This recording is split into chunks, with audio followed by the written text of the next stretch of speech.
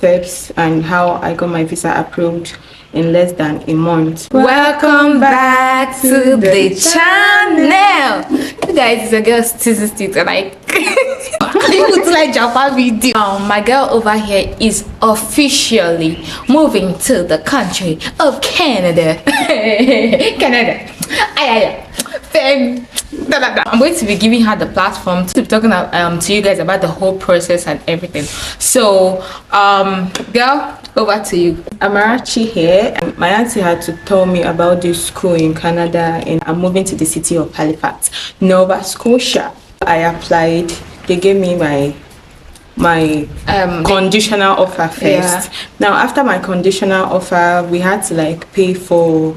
We had to pay acceptance fee, which was close like to $1 million. Yes. Still not refundable, like shoe. Those school gives like interviews so that they can be able to give you an unconditional admission. And guys, this interview was these are the minor questions, the ones I can remember. Why I chose the city of Nova Scotia. Am I prepared for my study? Like most of those questions. So that was it. And another thing, guys, they are going to ask you, like, this is a very like important question. Are you planning to remain in the country after your studies? Some of all these Oyibo countries, they don't like Nigerians for some reason, so just tell them you're going to go back to your country. Moving on, the next step after getting the admission, paying your acceptance fee and getting the second unconditional admission offer. Now it's time for you to apply for your visa. This is the real cuckoo. The visa application, I had a list here. I don't know if you can see, this is where the list I made out, so anyone I knew was out of the way, I will take it out. So we're going to be calling out the list in case you are uncertain of what to do. So police reference certificate, bank reference letter, 4 months bank statements. For this 4 months bank statement, this is kind of also going to be supporting your proof of funds.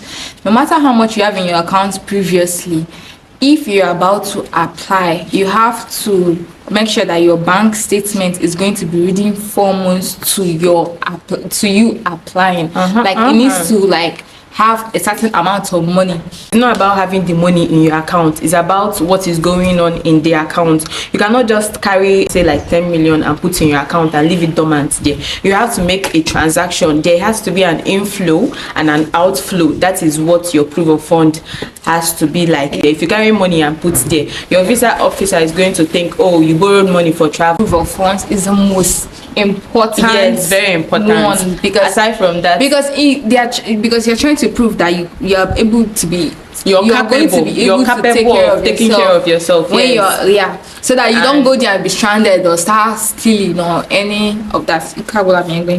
Then again, the very important document again you need is your SOP, which is your letter of explanation, your statement of purpose, anyhow you want to see. I remember we write letter tire. We applied around November and I got my biometrics slipped. I went to VFS Abuja in, I cannot really remember the location.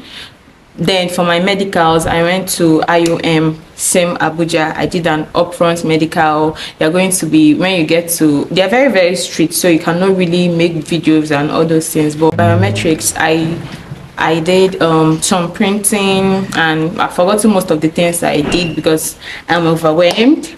Then for my medicals, they did a tuberculosis test, an eye test, a mouth test, a tooth test, blood test. They did so many other things that I cannot remember. After that, I came back and at waiting. I was scared, I was praying. My sister always encouraged me, go. Guys, I've gotten my passport.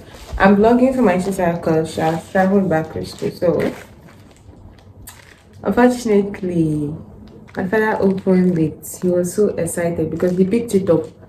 I had to give VFS his office address. So,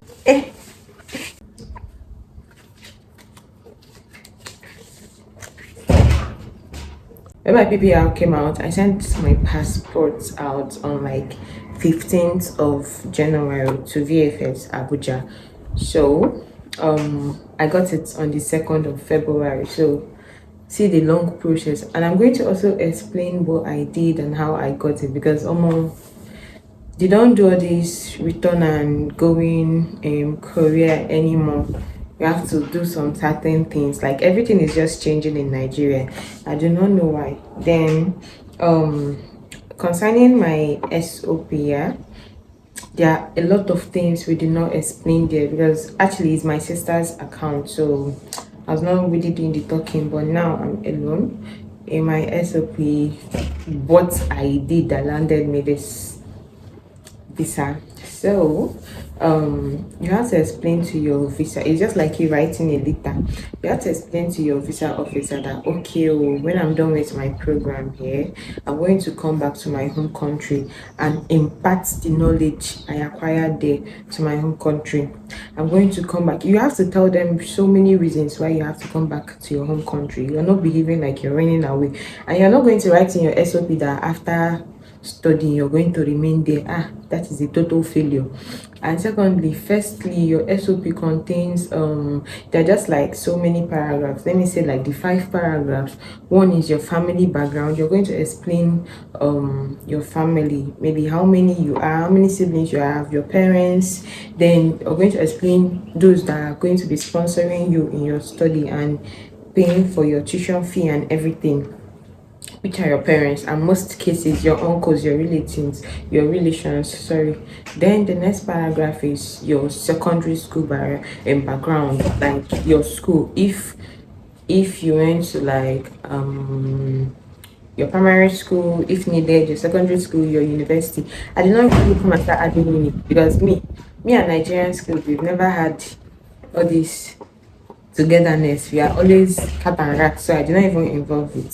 So I had to just add my secondary school background and all those things. Then I put my WAEC certificate and all those things. Then the last paragraph should be yeah, informing your visa officer why you would want to study in their country, your province where you're going to be heading to. I already said it in our video, that in the last video, that I was going to Halifax. So I'm going to explain why I'm going to Halifax, if I can enjoy the cold. Wish you luck in case you're planning to do your plan.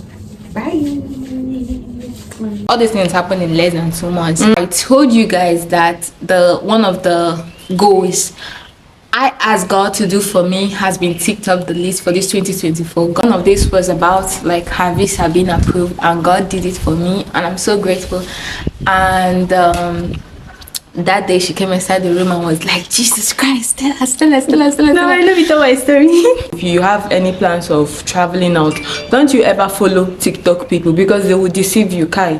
TikTok people will make you sad. They will make you cry. If you go to TikTok, you'll see, don't come to this country, don't do this one, don't do this one. And do you know what's so crazy? I'll tell you this girl, you're just overwhelming yourself with all these ridiculous videos, because these people are just like doing this stuff for content. Just for content, seriously. Like, because if you want the real information, come on YouTube. YouTube has not lied, bro. They'll be like, if you do not submit this particular document, they are going to deny your visa. She has already started packing basically, and she has already started buying thick clothes, because this girl, her TikTok feed is filled with Canada videos. I'm already tired. Like, I'm tired. Come and start living already.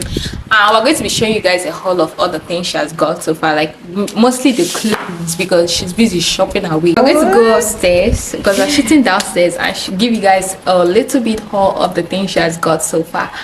And see you in the next clip. First things first, as somebody that's going to a country as cold as Canada, you need thick clothes. Thick clothes like this. Wow.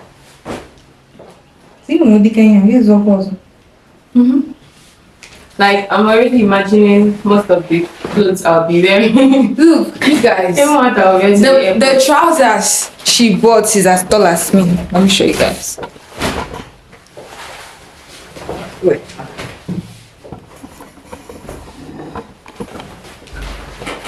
This trouser is as tall as my height.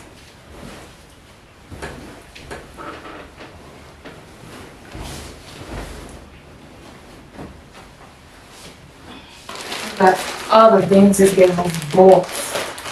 So far, so good. So fascinating. What is your plan in this Japan world? She gave me the ew. Ready for the. Don't come to Canada if you know you cannot tolerate cold. I sell footwear, so this one is not supposed to be a problem for me. Yeah. I'm a first time applicant, and it just happened in less than a month. Like, is God not wonderful? God is really wonderful. Like, he did it for this family, he did it for my father, because I owe that man a lot. My father really did a lot. Like, this man spent sleepless nights, especially during this proof of funds part. Like, I need to like buy that man a private jet. So guys, that's it for this video. Thanks for watching. Please subscribe, like, and we will show you more. How they go? Why you say like and subscribe in the video?